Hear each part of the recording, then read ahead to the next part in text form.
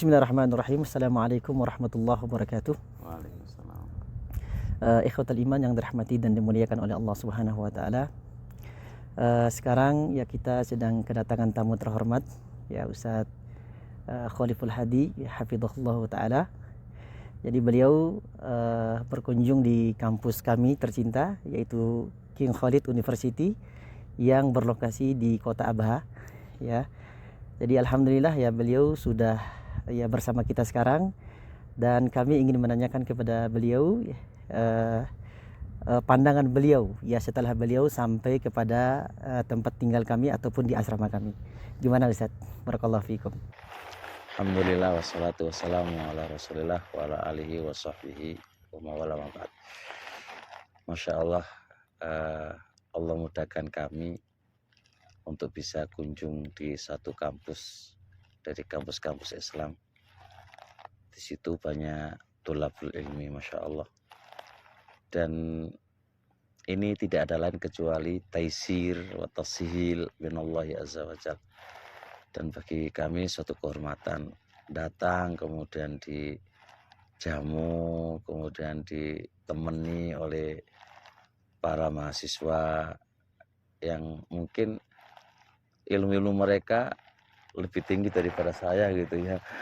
Jadi Masya Allah gitu, Alhamdulillah Masya Allah. Jadi kami nasyukurullah, kami bersyukur kepada Allah, kemudian kepada teman-teman. Dan kami nggak bisa membalas mereka kecuali hanya ucapan jazakumullah khairan. Dan alhamdulillah Masya Allah kampus luas, lebar.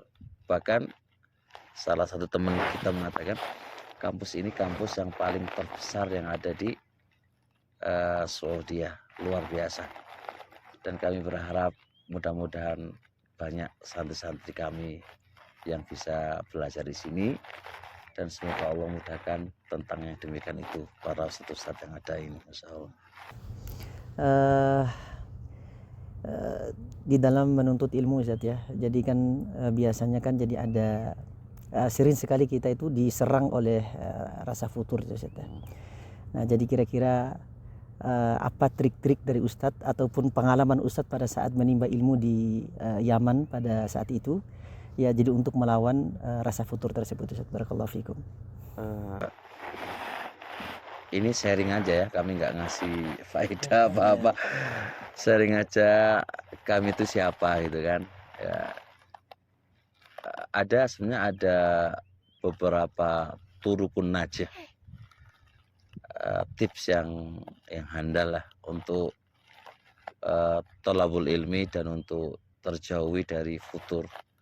Sudah tertulis di buku saya itu, mudah-mudahan ingat gitu kan. Ada 10 yang pertama itu sabar.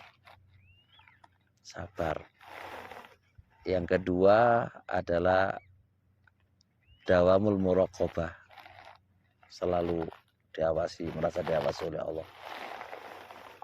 Kenapa kok begini? Karena maksiat itu menjadi pokok kita itu futur sebenarnya. Futur itu sebenarnya masalahnya antara kita dengan Allah.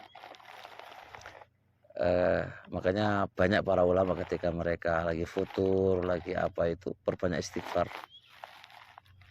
Yang ketiga adalah ikhlas. Ikhlas juga potensi besar itu untuk selalu semangat dan berhasil. Yang keempat adalah di buku anu udah nasara ya, ini ya cuma kunci-kunci utamanya aja. Yang keempat adalah dawamul mutolaah, selalu menelaah buku. Jadi pesan kami, jangan Anda bergantung dengan sebuah kertas yang antum dapatkan, baik lulus atau ke magister atau ke doktorat, itu sekedar lembaran kertas. Al ilmu itu banyak membaca, kasratul mutolaah. Marrah Syekhuna Muqbil rahimahullah berkata, antum melihat kami semisal kayak gini ini bukan dari tempat kampus atau yang lain, sehingga Anda melihat saya menjadi kayak gini. Tidaklah itu kecuali taufik dari Allah, kemudian dengan kasratul mutolaah dan membaca. Gudangnya ilmu itu kan di kasratul mutolaah dan kasratu qiraah membaca. Kemudian setelah itu yang ke-6 ya, yang ke-6 setelah dia kasratul mutalaah ya ditatbikkan, diamalkan. Butuh diamalkan ya, karena dengan mengamalkan itu juga termasuk mengikat apa yang kamu hafal dan apa yang kamu ketahui. Kalau kita hanya belajar di bangku sekolah, nilai kamu mumtaz, kumlot atau yang lain, tapi sisi amalan kamu nggak ada, tadbik dari ilmu yang kamu ketahui, ya percuma. Maka itu bisa menjadikan futur, nggak berkah dan seterusnya. Nah kemudian seterusnya setelah itu titik poin yang saya harus sampaikan di sini adalah semua yang Allah berikan kepada Anda dari ilmu itu hanya sekedar sebab saja ya. Ini poin selanjutnya. Akan tetapi semua adalah mina dari Allah Subhanahu wa taala. Kadang kita itu lupa di situ.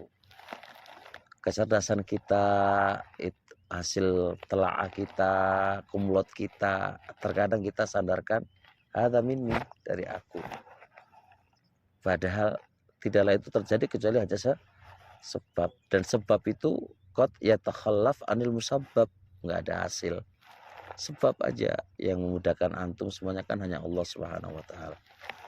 Ya mungkin itulah 8 poin itu, masih kurang 2. Insya Allah semoga dengan 8 poin itu kita amalkan, semangat ibadah kita berkah, dan terus futur pun wajar, namanya likuli syaratin fatrah.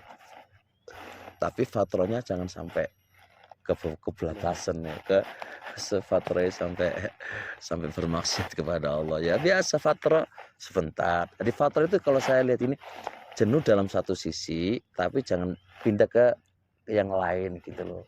Jenuh di kampus misal contoh, tapi membaca.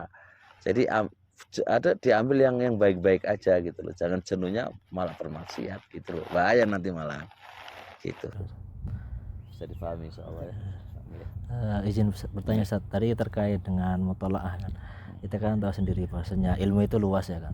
Sedangkan waktu hidup manusia apalagi penuntut ilmu itu kan sedikit. Sedangkan hajat umat kepada ilmu, kepada asatidz yang menyampaikan ilmu itu kan banyak.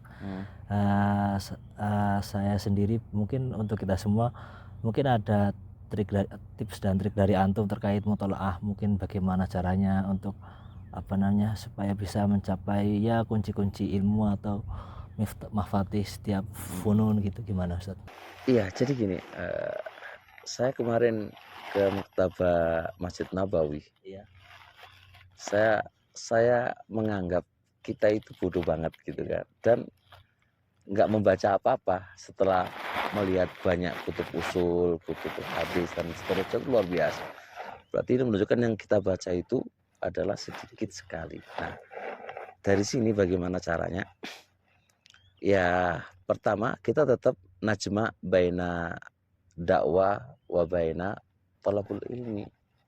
Jangan kita hanya dakwah toh tanpa mutolaah. Ibaratkan kita itu kayak lilin. Lilin itu menyinari orang, tapi dirinya kebakar. Jangan kayak gitu. Kita ini sibuk dakwah sana sini, masya Allah, hingga jadi tenar, jadi apa. Tapi lupa karena ketenaran kamu itu butuh ilmu. Dan juga jangan kamu tolak terus gak ada dakwah. Manusia butuh dakwah. Jadi kesimpulannya, la yukallifullahu nafsan illa wus'aha, tetap ada mutola'ah semampu kita dan tetap ada dakwah. Adapun kitab-kitab yang harus dimutola'ai, ya ala hasabi raghbati, sesuai dengan senangnya dia. Ya ada yang fikih, ada yang akidah, ada yang usul dan yang lain. Tapi pesan saya, di usul jangan terlalu mendalam sekali, atau di bahasa terlalu mendalam sekali, karena umat tuh nggak butuh usul dan nggak butuh bahasa.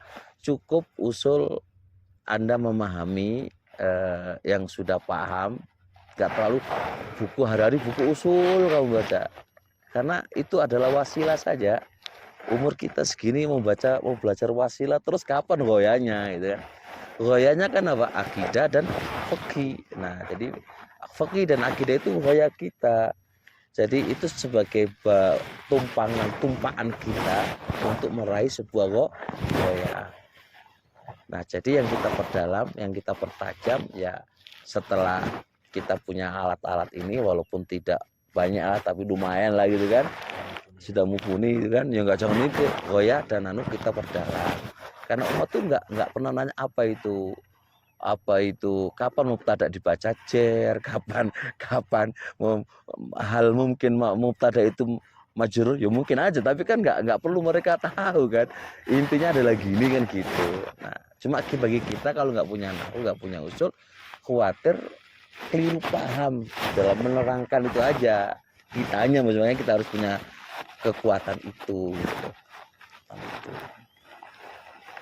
Itu Oke, bisa dipahami ya? Masya Allah, barakallahu fikum.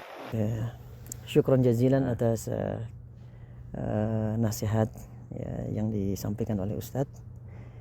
Ada pertanyaan lagi? Taib ya, alhamdulillah, luar biasa nasihat yang disampaikan oleh Ustadz, dan mudah-mudahan nasihat yang disampaikan ini ya bisa kita amalkan dalam kehidupan kita, dan mudah-mudahan Allah Subhanahu wa taala memberikan ilmu yang bermanfaat.